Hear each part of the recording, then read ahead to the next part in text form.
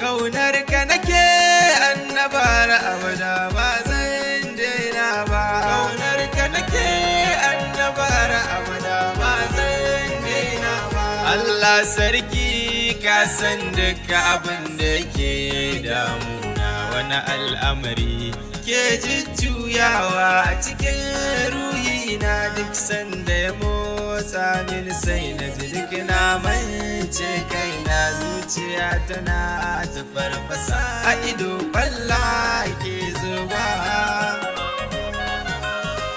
Wataran kuka nake a zuci kamar kukan bebaye, sai in ji kamar da yi tsuntsu tafiyar ɗauke sawaye.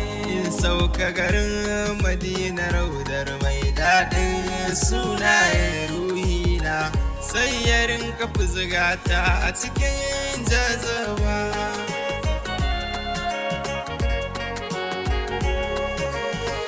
Zargin kaina nake a koyaushe da yawan laifuka, kuma gashi ina nufin na ramu mafi komai tsarkaka. Yaya haka zai yi banda ma rahamar sarki mai duka ahalan bikaya, mai saita rayuwa kai mun ja gaba.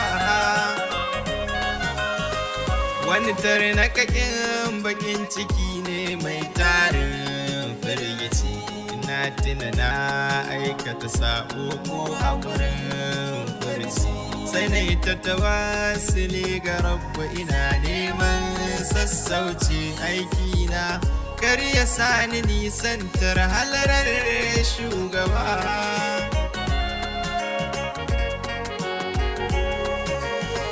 Na san kai ne ka so ni tun kafin na iso duniya, ka tsara min abin da zan yi na rayu cikin lafiya. Ka jura wuya da tsangwama yin wasannin, ka tsaya har kai yaki saboda mu ne ba wai dan kanka ba. Kai ne sutura, kai ne ke saitin dukkanin hankali, kai ne ke ɗaukakar da gaskantacce ya munzali, kai ne mai canza ki zuwa soyayya ya kamili. Komai da na samu ba daban kai ko zan gaishe ba.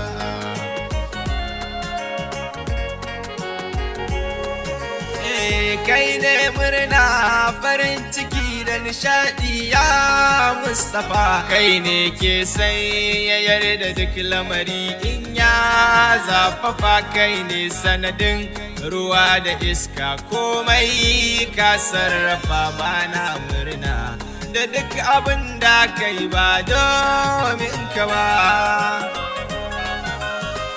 lamarin da yake kayata ruhi na bai kai naka ba. Kullum ruhi yana faɗa min ai baka nisanta ba, ka kusanta da ni annabi ko yaushe ka yi min marhaba. Na rabu da kai, na rabu da kai Amadu Ɗahir ba zan tozarta ba.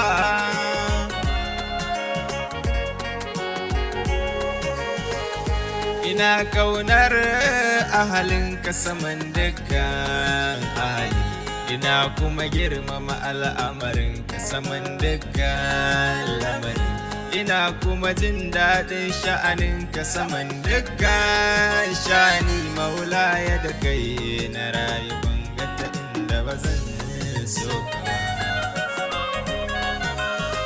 Na zo kofar gidanka ya Maulaya ina magiya, hankali tunani na al'amarin ka suke bibiya. Ruhi da jiki kai suka zaɓa kan komai kulliya a cikin ruhi, ban san mai motsawa tamkar ka ba.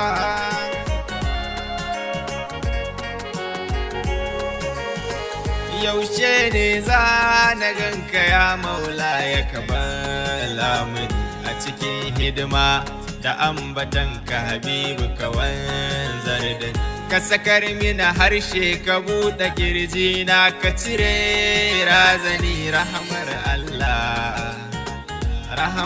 Allah mai kaunar ka ba za ya wulakanta ba